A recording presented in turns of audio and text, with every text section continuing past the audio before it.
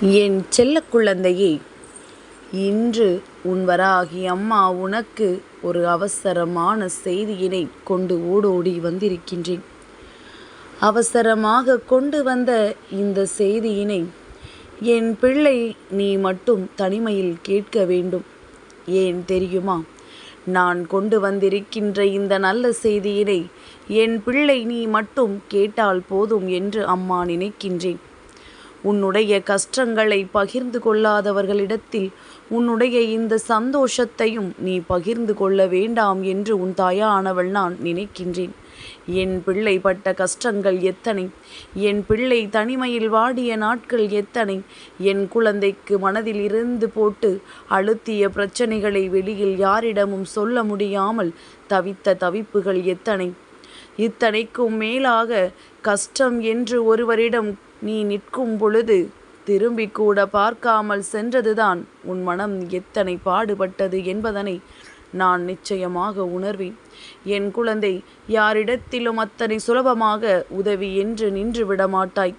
ஆனாலும் கஷ்டங்கள் வரும்பொழுது யாரை அதிகமாக நம்புகின்றாயோ அவர்களிடத்தில் உதவி என்று கேட்கும் பொழுது அப்பொழுதுதான் வாழ்க்கையில் உண்மையாகவே யாரோடு நீ பழகி இருக்கின்றாய் என்பதனை புரிந்து கொண்டாய் அல்லவா? சரி, இவையெல்லாம் கடந்து போகட்டும். வாழ்க்கையில் கடந்த கஷ்டமான பாதைகள் எல்லாம் சென்று விடட்டும். இனிமேலும் உன் வாழ்க்கையில் நடப்பது என்ன, இனி உன் வாழ்க்கையில் நடக்கவிருக்கின்ற விஷயங்கள் என்னவென்பதை நான் நிச்சயமாக உனக்கு சொல்கின்றேன். அதிலும் குறிப்பாக இந்த நாள் என் பிள்ளையின் மனதிற்கு எந்த அளவிற்கு ஆறுதலை கொடுக்கக்கூடிய நாளாக இருக்கப் போகின்றது என்பதனை நீ தெரிந்து கொள்ள வேண்டும். நான் கொண்டு வந்திருக்கின்ற இந்த நல்ல செய்தியானது என் குழந்தை உனக்கு மட்டுமே சொந்தமானது.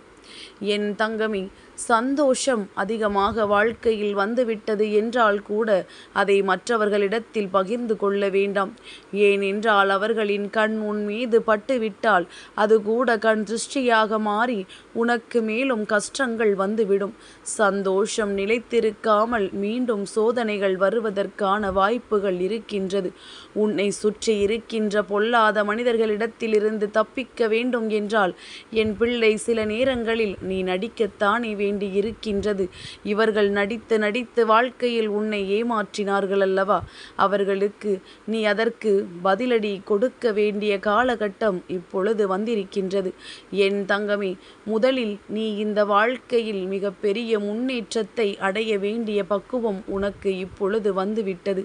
இது நாள் வரையிலும் எதற்காக நீ இத்தனை கஷ்டங்களை அனுபவித்து இத்தனை அவமானங்களை சந்தித்து எப்படியும் இந்த வாழ்க்கையில் நாம் நினைத்த லட்சியத்தை அடைந்து விட வேண்டும் என்று முனைப்போடு இருந்து கொண்டிருந்தாயோ அது உன் வாழ்க்கையில் இப்பொழுது உனக்கு நிரந்தரமாக கிடைக்கப் போகின்றது. என் குழந்தை, மனதிற்குள் எப்பொழுதுமே சிறு சிறு சந்தோஷங்கள் ஒளிந்து கிடக்கத்தான் செய்கின்றது. ஆனால் நீயோ உன்னை சுற்றி நடந்த பிரச்சனைகளினால் அதையெல்லாம் கண்டும் காணாமல் விட்டுவிட்டாய்.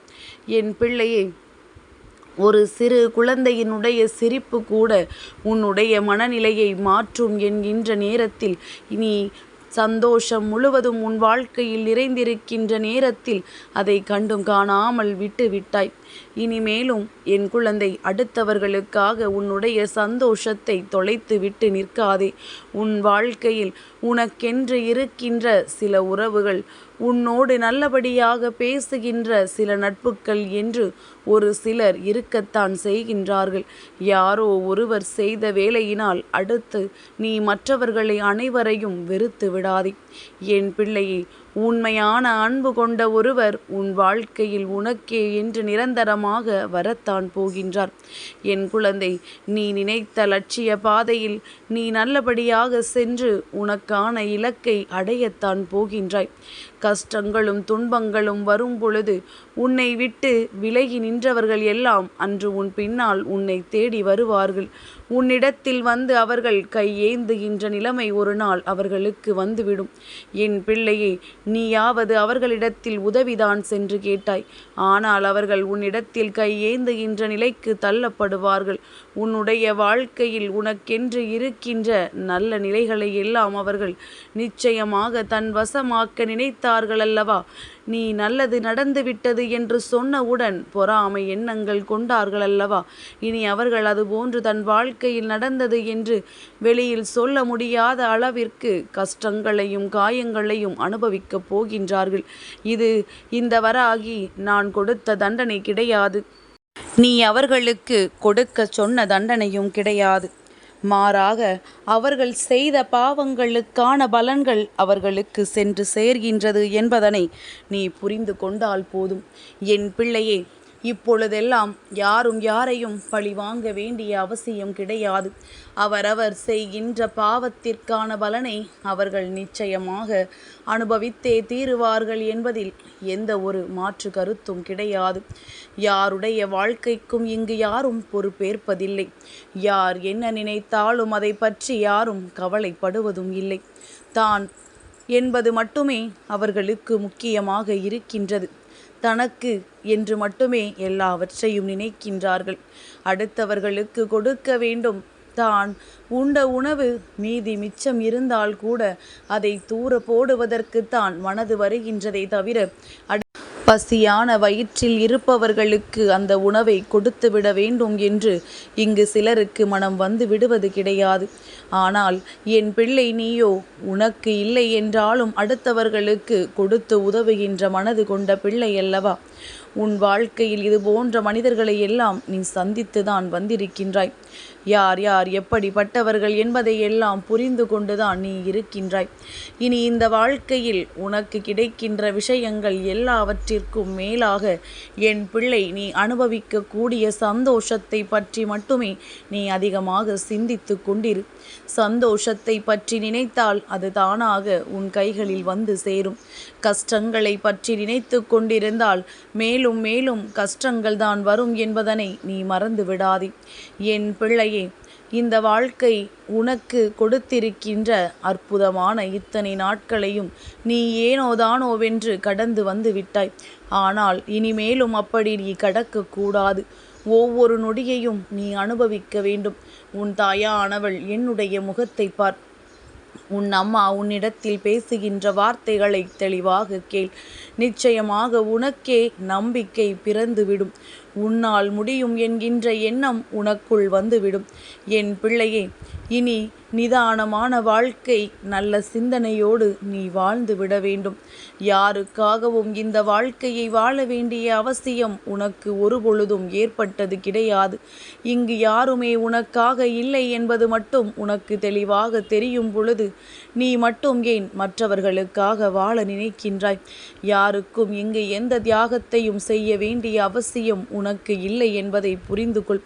என் தங்கமே, உண்மையாகவே உன்னுடைய அன்பை உணர்ந்து கொண்டு உனக்கு அன்பினை அள்ளி கொடுக்க யாரொருவர் தயாராக இருக்கின்றார்களோ அவர்களிடத்தில் மட்டுமே என் பிள்ளை நீ மனம் சந்தோஷமாக உன்னுடைய ஆறுதல்களை அவர்களிடத்தில் இருந்து தேடிக்கொள்.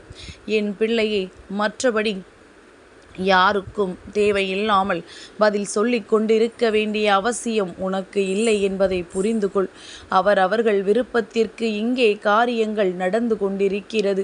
மற்றவர்களை பற்றிய சிந்தனைகள் அவர்களுக்கு ஒரு சிறு துளி அளவு கூட இல்லாமல் இருக்கின்றது. அப்படி என்றால் அவர்களுக்காக மட்டும்தான் வாழ்கின்றார்கள். இது போன்ற மனிதர்களை எல்லாம் வாழ்க்கையில் ஒதுக்கி வைத்துவிட்டு உன்னுடைய கஷ்டங்களில் உன்னோடு துணை இருந்து உன்னுடைய சந்தோஷத்திலும் உன்னோடு அதனை பகிர்ந்து கொண்டு நிச்சயமாக எந்த சூழ்நிலையிலும் உன்னை கைவிடாமல் இருக்கக்கூடிய உறவு உன் வாழ்க்கையில் உனக்கு நிரந்தரமாக கிடைக்கப் போகின்றது. மனமகிழ்ச்சியோடு என் பிள்ளை இந்த நாளை நீ எதிர்கொள்ள வேண்டும். ஒவ்வொரு நாளும் உனக்கு நல்ல விடியல் என்பதனை நீ புரிந்து கொள்ள வேண்டும். எதற்காக இந்த விடியல் வருகின்றது என்று நினைக்காமல் இன்று இந்த விடியலும் ஏதோ ஒரு அனுபவத்தை கொடுக்க வருகின்றது. நல்லதோ கெட்டதோ அதை நாம் சந்தோஷமாக ஏற்றுக்கொண்டு அடுத்த கட்டத்தை நோக்கி நகர்ந்து செல்ல வேண்டும் என்பதை நினைத்து கொண்டு என் பிள்ளை நீ ஒவ்வொன்றையும் செய். சோதனைகள் இல்லாத மனிதர்கள் இல்லை, வேதனைகளை அனுபவிக்காதவர்கள் இல்லை. ஆனாலும் நீ அவர்கள் முன்னால் நின்று பார். சிறு புன்னகையை பரிசாக கொடுப்பார்கள். அவர்களினுடைய வார்த்தைகள் உன் மனநிலையை மாற்றும். நீயும் அப்படித்தான் எப்பொழுதும் நடந்து கொள்ள வேண்டும். உன் முகத்தை பார்த்தால் அடுத்தவர்களுக்கு மன நிம்மதி கிடைக்க வேண்டுமே தவிர மனக்குழப்பம் ஏற்பட்டு விடக்கூடாது. என் பிள்ளை, இதில் எப்பொழுதும் நீ தெளிவாக இருந்து விட்டால் போதும். என் செல்ல குழந்தைக்கு இந்த வராகி அம்மாவினுடைய ஆசீர்வாதங்கள் எப்பொழுதுமே முழுமையாக கிடைக்கும்.